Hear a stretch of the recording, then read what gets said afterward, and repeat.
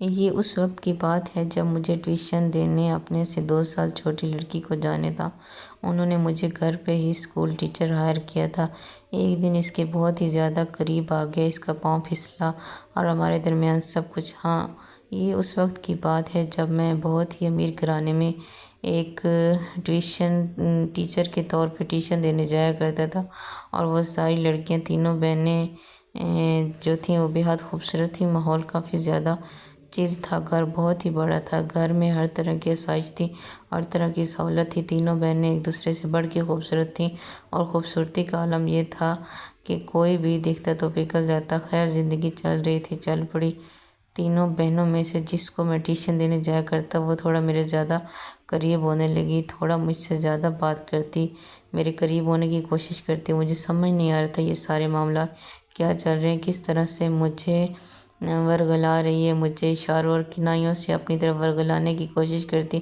مجھے سمجھ نہیں آ رہا تھا کہ یہ سب کچھ عجیب و غریب لگ رہا تھا، اس چیز کو کیسے برداشت کروں۔ میرا دماغ اس چیز کو برداشت نہیں کر پا رہا تھا، اور وہ ایک جیسے میرے قریب آنے کی کوشش کرتی تو عجیب و غریب سی حرکتیں کرنے لگ جاتی۔ اب میں یہ سب کچھ سمجھ سے باہر ہوتا جا رہا تھا، کیونکہ میرا ایک ریکارڈ تھا، میں انتہائی شریف انسان تھا، اور میری شرافت پوری دنیا میں مشہور تھی۔ اور یہ کس طرح سے ہو سکتا ہے کہ ایک لڑکی کی باتوں میں آ کے اپنے آپ کو اس طرح سے ذلیل کر لوں۔ اب یہ ساری چیزیں مجھے سمجھ نہیں آ رہی تھیں۔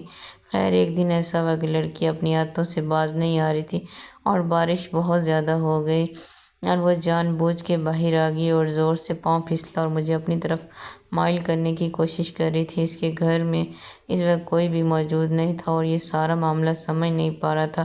خیر، میں نے اس کو زمین سے اٹھایا اور اپنے دونوں بازوؤں سے اٹھا کے اس کی ٹانگوں اور بازوؤں سے اس کو بیڈ پہ لے گیا، اور وہ زور زور سے چلا رہی تھی۔ اب مجھے سمجھ نہیں آ رہی تھی کہ یہ کس طرح کی حرکتیں کر رہی ہے، کہ یہ واقعی گری ہے یا چوٹ لگی ہے۔ خیر، کپڑے اس کے سارے بھیگے ہوئے تھے، اور زور زور سے چلا رہی تھی۔ ان کے گھر میں سب لوگ شادی پہ گئے ہوئے تھے، جو پتہ نہیں چل رہا تھا کہ میں کیسے اس کو تسلی دوں اور کیسے ڈاکٹر کے پاس لے جاؤں، کیونکہ جو بارش تھی وہ بہت ہی تیز تھی، اور کوئی بھی قریب ہسپتال نہیں تھا۔ مجھے گاڑی چلانی نہیں آتی تھی، اور بائک جو تھا اس کا مسئلہ بن سکتا تھا، کیونکہ پھسلن کی وجہ سے بائک نہیں چلا سکتا تھا، اور بارش اور تیز طوفانوں میں مجھے سمجھ نہیں آ رہی تھی کیونکہ میں اس کے ساتھ کیا سلوک کروں۔ خیر، آہستہ سے اس کی شلوار کو سائڈ پہ کیا، اوپر کیا اور مالش کرنے لگا، تو وہ ایک دم سے مجھے انہوں نے دھکا دیا کہ تم بہت ہی برے انسان ہو، تمہیں بہت ہی اچھا اور شریف انسان سمجھتی تھی، اور تم تو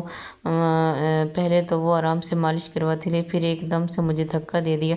میں نے کہا، دیکھو اس وقت ڈاکٹر موجود نہیں ہے اور گھر والے بھی نہیں ہیں، تم چلا رہی ہو، تو میں نے سوچا کہ میں مالش کر دوں، اور میرا کوئی ایسا اور ارادہ نہیں ہے، تم مجھے کس طرح کا انسان سمجھ رہی ہو، میں بالکل بھی اس طرح کا انسان نہیں ہوں۔ یہ سن کر وہ ہنسنے لگی، اور زور زور سے ہنسنے لگی۔ مجھے اس کی ہنسی کی آواز کی سمجھ نہیں آ رہی تھی۔ خیر، وقت گزرتا گیا، یونیورسٹی میں کلاسز سٹارٹ ہو گئیں، اور ڈیلی بیسس پہ اس کو ٹیوشن دینے جانے لگا۔ وہ مجھ سے جان بوجھ کے میسج کے بہانے ڈھونڈتی۔ پھر آہستہ آہستہ ہمارے درمیان میسج بڑھنے لگا، آہستہ آہستہ 2-2 4-4 گھنٹے ہماری باتیں ہونے لگی۔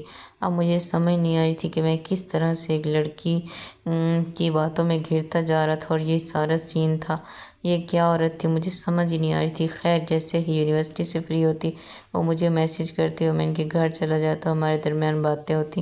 ہمارے درمیان کچھ زیادہ نہیں ہو سکا تھا، کیونکہ اس کے گھر والے پاس ہی موجود رہتے تھے، تو ساری بات ہوتی۔ اس کے بعد معاملات جیسے ہی ٹیوشن روٹین سے چل رہے تھے، ایک دن اس کی سہیلیاں اور یہ کینٹین پہ آئیں اور مجھ پہ ہنسنے لگی۔ اب مجھے سمجھ نہیں آ رہی تھی کہ یہ لوگ مجھ پہ کیوں ہنس رہی ہیں، مجھے اس چیز کا پتہ ہی نہیں تھا، یہ سارا معاملہ سمجھ ہی نہیں آ رہا تھا کہ کیا ہو رہا ہے کیا نہیں۔ میں نے اس سے پوچھا، تم مجھ پہ کیوں ہنس رہی ہو، تو وہ لڑکی میرے قریب آئی اور کہنے لگی، دیکھو، ہم سب سہیلیوں کی ایک شرط تھی، آپ نے آپ کی شرافت کو توڑنا تھا۔ آپ کی شرافت اس پوری یونیورسٹی میں پھیلی ہوئی تھی، اور شرافت کے بارے میں جانتا تھا کہ آپ کسی لڑکی کو آنکھ اٹھا کے نہیں دیکھتے، لیکن میں نے اپنی دوستوں کے ساتھ شرط لگائی ہوئی تھی کہ شرافت کا پردہ اٹھانا ہے، میں آپ کی ساری باتیں، ساری چیزیں جو ہیں ایک دن میرے پاؤں پر ہی بھاری پڑیں گی۔ ساری ویڈیوز جو آپ نے مجھے مالش کرتے ہوئے جو آپ نے میرے پاؤں پہ مالش کی تھی، وہ سب میں نے اپنے دوستوں کو دکھائی اور میں نے شرط جیت لی ہے۔ دیکھو، کوئی بھی مرد شریف نہیں ہو سکتا۔ آج کل کے دور میں لوگ آپ کی شرافت کی دور دور تک باتیں کرتے تھے، لیکن دیکھیں یہ شریف نہیں ہے، آپ 2 ٹکے کے مرد ہیں۔ یہ کہہ کر وہ زور زور سے ہنسنے لگی اور میں پریشانی میں سہم سکے کیونکہ یونیورسٹی میں میری عزت کا معاملہ تھا۔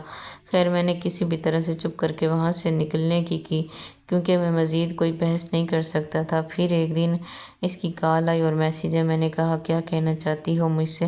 تم مجھ سے پوری طرح سے یونیورسٹی میں ذلیل کروا چکی ہو، میری شرافت کو تم نے پوری دنیا میں پرچار کر دیا ہے، اب تم مزید کیا چاہتی ہو؟ یہ کہہ کر وہ زور سے ہنسنے لگی اور کہنے لگی، بڑے عاج شریف مرد، مجھے پتہ ہے کہ یہ عورت ڈرامہ کر کے کس طرح سے مجھے نہیں پتہ تھا کہ یہ عورت کس طرح ڈرامہ کر کے کس طرح سے میری عزت کو دوچار کرنا چاہتی ہے۔ دوستو، آپ کو یہ کہانی کیسی لگی؟ آپ لوگوں نے کامنٹ سیکشن میں لازمی بتانا ہے۔